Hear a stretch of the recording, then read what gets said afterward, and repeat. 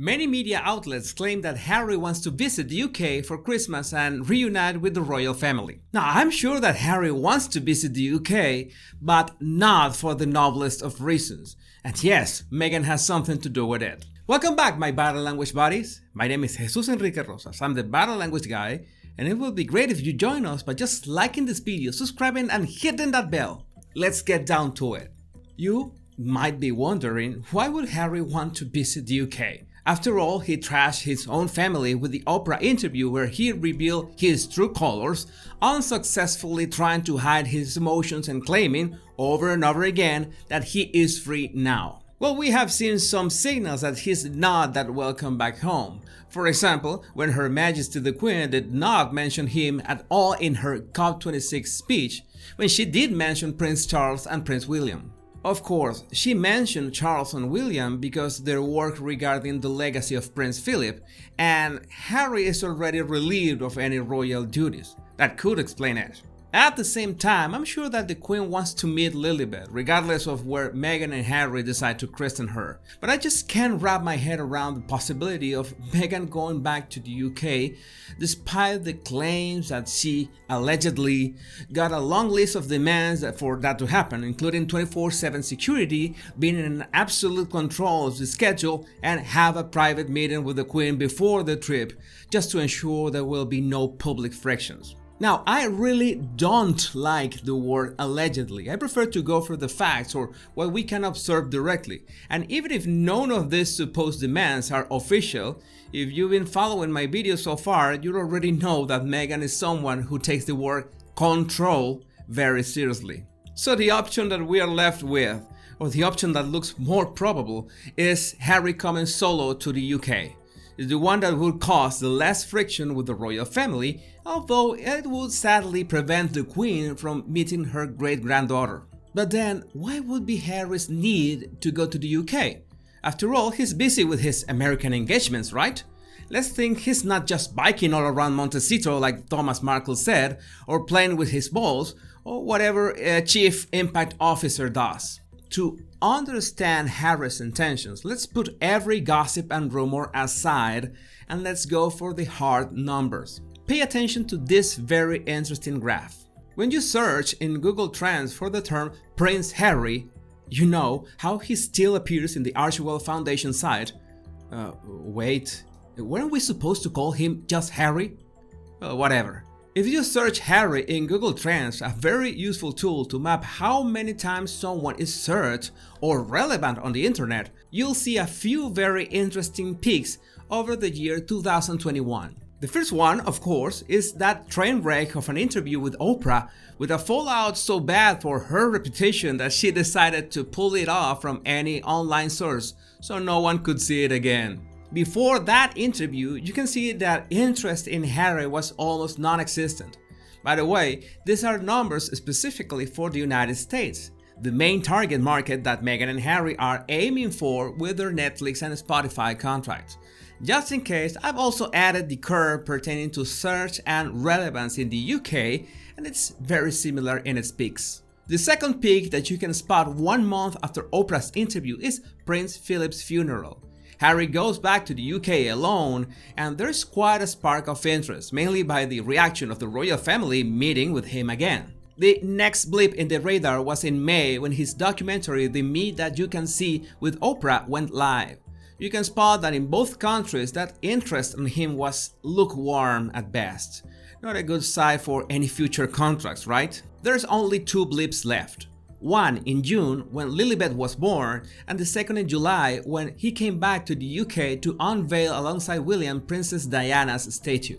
If you think that maybe Harry is the second fiddle to Meghan and she's the one really making the waves and generating the headlines, well, her Google Trends line is not that promising. She's just got that huge spike on the day of the Oprah interview, a tiny blip on the day Lilibet was born, and that's it. Of course, Meghan and Harry fans could say, but there are few searches because everyone already know them. They're worldwide famous, they're activists, and that's the point. When someone is famous, people want to know what are they up to, which projects are working on, whose shirts are they wearing, everything. Not being searched, it just means that people are not that interested in you. And those are very bad news for their business model, and here's why. The only reason why Penguin Random House, Netflix, Spotify are interested in publishing anything related to Meghan and Harry is because there will be an audience interested in consuming that content, right? But if people are not that interested in them anymore, then that doesn't look very promising. Especially if Harry was promised $20 million for his memoirs. I don't know how many books is that, but I can assure you that it's a bloody lot. And there's no way to bring awareness to any initiative if you are struggling to bring an awareness to yourself.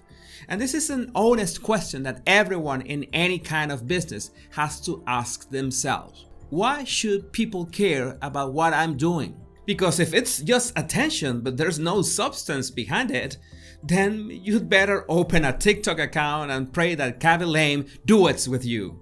And that's half the reason why Harry desperately needs to visit the UK.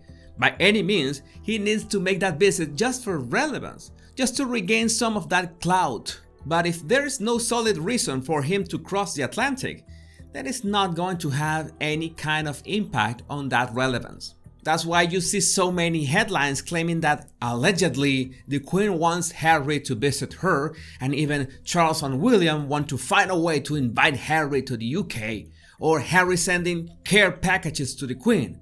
It's a public relations strategy trying to establish a why for this visit. But hello! Harry is a grown man, and if he really wanted to, he can just jump on a jet right now and land in Buckingham in less than it takes to say Mountbatten, Windsor. But there must be a reason for that, and I think Meghan is trying to take care of it. Because of course, she needs all that clout as well, and apparently her title power is fading away.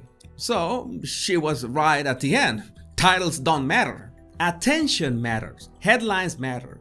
But they only matter when there's substance to what you are already doing. And that's why she's been lobbying US senators, getting their private phones, and meddling with US politics using her royal title. That serves a double purpose. First, it looks like she is doing something, and to be fair, that's the first requisite to be a politician. And second, it begins to strain the relationship between the two countries. If her actions are relevant or not, they bring headlines. Again, not the headlines of the best kind, but headlines nonetheless. And that could become a reason for Harry going back to the UK. You know, to tell his grandmother that despite how crazy all this seems, Meghan knows what she's doing. But again, Harry needs to gain back some of that clout that he only got thanks to a direct confrontation with his family, a scar that is not gonna be healed anytime soon. If there is any trip to the UK, it needs to have some conflict to it.